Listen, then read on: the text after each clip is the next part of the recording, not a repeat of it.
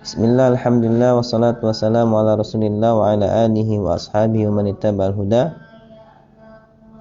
Alhamdulillah, kita bersyukur kepada Allah Subhanahu wa taala masih bisa melanjutkan serial cinta, cuplikan ilmu nikah dan tarbiyah. Di mana di sini kita sampai pada pembahasan ar-radha' alladhi yathbutu bihi at-tahrim. Sepersusuan yang dengannya menjadi tetap mahram. Jadi bagaimana sih ukuran mahram mempersusukan orang yang dengan sepersusuan itu dia jadi mahram, jadi haram untuk dinikahi.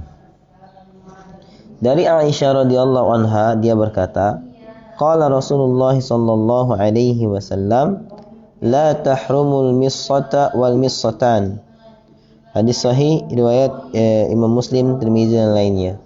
Tidak menjadikan mahram satu kali nyusu atau dua kali nyusu. Jadi satu atau dua kali nyusu itu tidak menjadikan orang menjadi mahram, sepersusuan. Dan juga dari Ummu Fadl bahwasanya Nabi SAW bersabda, la tahrumur rad'ata awir rad'atani awil missata awil missatan. Tidak jadi haram sekali nyusu atau dua kali nyusu, atau sesedot atau dua kali sedot, tidak menjadikannya mahram.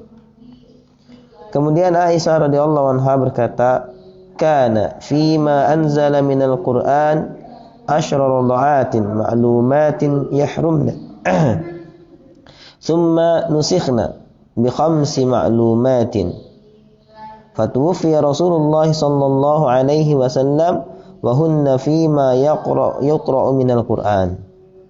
Dulu diturunkan dari Al-Qur'an yang menjadikan sepersusuan yang diketahui itu adalah 10 kali nyusu, 10 kali kenyang dalam menyusu. Kemudian ayat ini dihapus dan menjadi 5 kali persusuan yang diketahui, yang dimaklumi.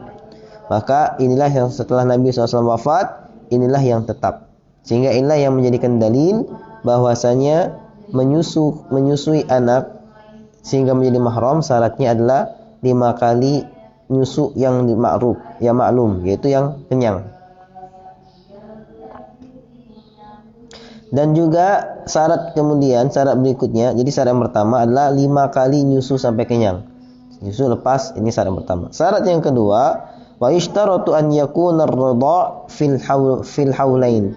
Syarat yang kedua, anak yang dipersusui itu adalah berusia di bawah 2 tahun atau di usia menyusui. Di bawah 2 tahun, 2 tahun ke bawah.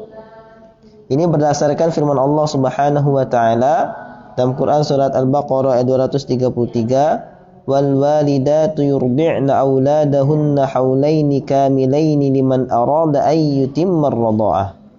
Dan ibu-ibu itu menyusui anak-anak mereka selama 2 tahun sempurna bagi siapa yang ingin menyempurnakan persusuannya.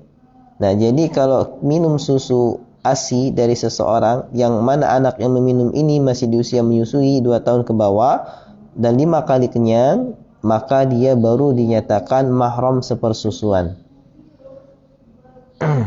Ini juga yang membantah pertanyaan sebagian kaum muslimin. Bagaimana kalau suami katanya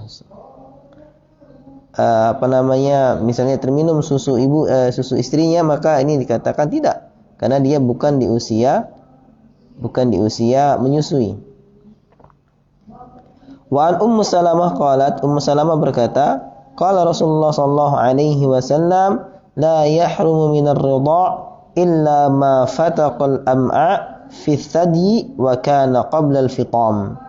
Tidak menjadi mahram dengan menyusui kecuali apa yang susu itu diambil dari putingnya dan sebelum anak itu bisa makan.